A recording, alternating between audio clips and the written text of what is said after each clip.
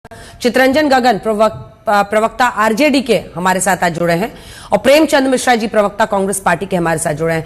आपके साथ शुरू करते हैं आज आलोक जी। दिवाली के पहले लोग घर में अपना पेंट वेंट कराते हैं, तो कई लोग उसको रंग रोगन कहता है, लोग पोचाड़ा कहते हैं बिहार में कि पोचाड़ा करा रहे हैं।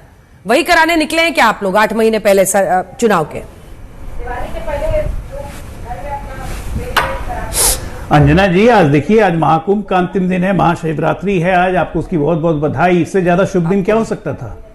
और दूसरी बात यह कि हम लगातार भारतीय जनता पार्टी के लोग, हम लोग दिल्ली चुनाव में व्यस्त थे, बिहार से काफी नेता वहां गए हुए थे और बीच में 14 दिसंबर से 14 जनवरी खरवास ही चल गया था, तो इन सब कारण लेट हो रहा था। लेकिन ये तो होना ही था, ये तो रूटीन प्रोसेस है भाई। मंत्रिमंडल को खाली थोड़ी न रखेंगे। अभी 8 महीने का चुनाव का टाइम बचा हुआ है। 8 महीने में सारे मंत्री घूमेंगे तो उससे कार्यकर्ताओं का जोश बढ़ता है, काम बढ़ता है। जितना काम बढ़ेगा उतना अच्छा होगा। हम लोग तो सिर्फ एक डायरेक्शन में देख रहे हैं ना, हाउ टू गो फॉरवर्ड, आगे कैसे बढ़ना है, तो उसी के तहत ये किया गया है। अब आप ये सोचिए कि फुल स्ट्रेंथ में 36 के 36 मंत्री अगर पूरे बिहार में घूमेंगे, पूरे बिहार में 40 जिला है, तो हमारी कवरेज कितनी बढ़ेगी? मेहनत करने से तो पीछे हटना नहीं चाहिए, तो इसमें दिक्कत क्या है? बढ़िया है। आप चुनाव मोड में तो सबको आ ही चुके हैं, प्रधानमंत्री ने आगाज कर दिया है। ठीक है, एक बार पूरा मंत्रिमंडल का ब्रेकअप तो हम दिखा ही रहे हैं, एक बार दिखाते हैं। बिहार मंत्रिमंडल का जो जातीय समीकरण है उसमें अगर आप देखिए तो पहले 9 थे, अब 11 सवर्ण हो गए, 8 ओबीसी से अब 10 हो गए, अति पिछड़ा 5 से 7 हो गए और दलित 5-7 के 7 ही रह गए हैं और एक मुस्लिम समुदाय से भी मंत्री हैं। अजय आलोक जी, एक छोटा सा सवाल जिसके बाद मैं आगे पढ़ूंगी, क्योंकि सबसे ज्यादा चर्चा में जातीय समीकरण ही है। क्या आज आपने जातीय समीकरण और जातीय मजबूरियों के सामने समर्पण कर दिया है बिहार में? क्योंकि आपको भी पता है कि यही काम आता है चुनाव में। कतई नहीं है, कतई नहीं अंजना जी। जातीय समर्पण करने का कोई मतलब ही नहीं है। देखिए, समाज के हर वर्ग को जगह देना जरूरी है, ये हमारा मोटो है। प्रधानमंत्री जी कहते हैं कि पंक्ति में सबसे पिछड़ी पंक्ति का जो आदमी है उसको आगे लाने की जिम्मेदारी हमारी है। राजनीतिक का मतलब भी यही होता है। आप ये देखिए कि अब बिहार से तो आप खुद रहने वाली हैं और आप जानती हैं यहाँ का सोशल कॉम्पोजिशन क्या है। तो सोशल कॉम्पोजिशन में जब तक सारे वर्गों को आप नहीं रखेंगे तो फिर आप राजनीति क्या कर रहे हैं? कोई परिवार की राजनीति तो हम कर नहीं रहे हैं कि भाई सीएम भी मेरा ही रहेगा, डिप्टी सीएम भी मेरा ही रहेगा, परिवार सही रहेगा, एमपी भी मेरा परिवार सही रहेगा। वैसी राजनीति हमारी नहीं है ना। तो एनडीए की राजनीति है सबको साथ लेके चलने में, सबको साधने में। प्रोफेसर गगन, इस पर आपका रिस्पॉन्स, क्योंकि वो परिवार पर आ रहे हैं तो जाहिर तौर पर टॉन्ट आप ही पर कस रहे हैं, लेकिन सवाल यह है कि उनका प्रेरोगेटिव है नीतीश कुमार का, वो सीएम है, अब वो मंत्री बना रहे हैं, तो इसमें कौन से दबाव की आप लोग चर्चा कर रहे हैं? आपके प्रवक्ता जी कह रहे थे कि दबाव में आ गए नीतीश कुमार, तो नीतीश कुमार ने सरेंडर कर दिया है क्या बीजेपी के सामने? नहीं अंजना जी, अभी जो अजय आलोक जी जो कह रहे थे सबका साथ सबका विकास, मंत्रिमंडल बना 36, आज 7 लोग नए मंत्री शामिल हुए, लेकिन 36 में नीतीश जी को इधर अक्सर हम देखते थे कि जहां भी मीटिंग में जाते हैं अल्पसंख्यक पर बहुत ज्यादा उनका जोर रहता है। हर मीटिंग में सबसे ज्यादा वो अल्पसंख्यक पर बोलते हैं कि अल्पसंख्यकों के लिए मैंने यह किया वो किया, और पूरे 36 के मंत्रिमंडल में एकमात्र अल्पसंख्यक है। आज भी लोग उम्मीद कर रहा था कि विस्तार होने जा रहा है तो एक आध और अल्पसंख्यक को जगह मिलेगी, तो मात्र एक अल्पसंख्यक जो मंत्री बनाए गए थे वही हैं 36 में, मात्र एक अल्पसंख्यक। सबका साथ सबका विकास। दूसरी बात देखिए, इतने दिनों के बाद लगभग 1 साल से ज्यादा हो गया भाजपा के साथ नीतीश जी को सरकार बनाए हुए, और आज क्यों बनाना पड़ा?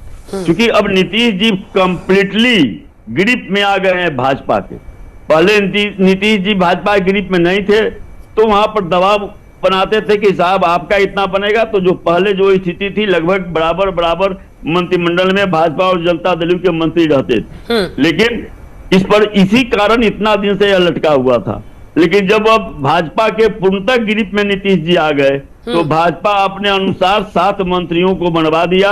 आज आप रेशियो देख लीजिए कि अजय आलोक जी वो कह रहे हैं कि ग्रिप में आ गए हैं, बीजेपी के ग्रिप में आ गए नीतीश कुमार, यही कह रहे हैं ना प्रोफेसर साहब? पूछते हैं उनसे, हंसने लगे आप बोले तो। नहीं, 21 और 13 का अनुपात हो गया, जनता दल 13 अंजना जी, भाजपा 21। हाँ, हम लोग भी दिखा रहे हैं, यहाँ पर दिखाइए एक बार फिर से पलड़ा, देखिए कैसे भारी हो गया आप लोगों का। दिखाइए यहाँ पर टेबल टॉप ग्राफिक्स, 13 जो आप लोग पहुंचे 15 से सीधा 21 पर, तब भारी हो गया तराजू में आपका हिस्सा। ये देखिए 15 थे आपके, अब हो गए हैं, अंजना देखिए जी, वो तो सबसे 13 पे पहली ही रह बात- गए, आप हाँ। 21 पे पहुंच गए। ये क्या हुआ? ग्रिप में आ गए हैं नीतीश बाबू बीजेपी के। बता रहा हूँ ग्रिप बता रहा हूँ। जब दो हाथ मिलते हैं ना, तो दोनों एक दूसरे को ग्रिप में लेते हैं। तो भारतीय जनता पार्टी भी ग्रिप में है नीतीश जी के, नीतीश जी भी है भारतीय जनता पार्टी के ग्रिप में, क्योंकि दोनों हाथ ऐसे मिले हुए हैं। पहली बात, ग्रिप का तो मतलब ये समझिए। दूसरी बात, विधायकों की संख्या के अनुसार पर मंत्रिमंडल का बंटवारा होता है। विधायकों की संख्या के आधार पर कितने मंत्री किसके किस दल के बनेंगे वो तय होता है। ये 2020 में भी तय हुआ था, 2017 में भी यही फॉर्मूला लगा था, 2023 में भी यही फॉर्मूला लगा था। दिक्कत कहां है? हमारे कोटे के मंत्री बचे हुए थे, हमारे कोटे के मंत्री बन गए। आरजेडी के पेट में क्यों आप दर्द है? सोचिए ना, 4.5 साल हमारे निकल गए पास जब कोई सरकार मुस्लिम के, अब विधायक है ही आखिरी नहीं, के तो हम 6 कहां से महीने, 8 मुस्लिम विधायक को महीने बना दें? अरे अजय आलोक जी, सवाल ये है ना कि पूरा निकल गया 4.5 साल, उसके बाद ये आखिरी के 6-8 महीने में इसका क्या मतलब है? इससे लोग संकेत निकाल रहे हैं कि सीएम का फेस आप लोग उनको नहीं बनाइएगा। नहीं, अब तो नीतीश जी के लड़का जो अरे भाई, कुछ सवाल सीएम का कर फेस दिया कहां कि से आ गया? ये हमारे 6-7 प्रोफेसर मंत्री साहब बचे हुए बचा थे। लो, दिखाइए। अब 6-7, एक मिनट, हाँ एक मिनट चित्रेंद्र जी, मैं बोल देता हूं फिर आप बोलिएगा। मैं 6-7 मंत्री के पद हमारे बचे हुए थे। 7वां इसलिए क्योंकि दिलीप जायसवाल हमारे प्रदेश अध्यक्ष बन गए, तो उनको भी मंत्री पद से इस्तीफा देके हमारे 7 मंत्री आज बने हैं। और ये 8 महीने बचे हुए, तो मैं तो कह ही रहा हूं कि मंत्रिमंडल पूरा है, पूरे बिहार में घूमेगा, काम करेगा, भी बहुत सारे काम करने हैं, काम की गति बढ़ेगी, हर चीज विभागों का क्रियान्वयन अच्छे से होगा। क्या दिक्कत है इसमें? 8 महीने बचे, 8 महीने में कितना काम कर सकते हैं? कभी भी there is never too late for anything. किसी चीज के लिए कभी देरी नहीं होती है। जब शुरू हुआ तभी जय श्री गणेश करके शुरू कर देना चाहिए। आज से शुरू हो गया। प्रोफेसर साहब दिन भी पूछ अच्छा है। रहे हैं कि जो निशांत कुमार उनके बेटे पूछ रहे हैं, कह रहे हैं कि बीजेपी को सुझाव दे रहे हैं कि नीतीश कुमार का चेहरा ऐलान कीजिए, वो आप लोग करेंगे कि नहीं करेंगे? इसके बाद भी कोई भरोसा है क्या अंजना जी? देखिए अगर अंजना जी, घोषणा सबसे कर पहली भी बात, देंगे। नीतीश जी के आप लोग सुनिए, भरोसे पे चित्रंजन जी को दिखाइए एक सेकंड में। चित्रंजन जी, भरोसा किस पर करना है? नीतीश कुमार पर तो आप लोग भी भरोसा कर लेते हैं, उसका क्या जवाब है? इनका भरोसा का आप पूछ रहे हैं, जरा नीतीश कुमार का भरोसा बताइए ना, जो कि 6 बार इधर से उधर जा चुके हैं। नहीं, हम कह रहे हैं कि भाजपा पर भरोसा किसी का है क्या? महाराष्ट्र में क्या किया? भाजपा पर तो किसी का भरोसा है नहीं। कह देगा आज कि शिंदे साहब को याद करा रहे हैं, चल जाएगा।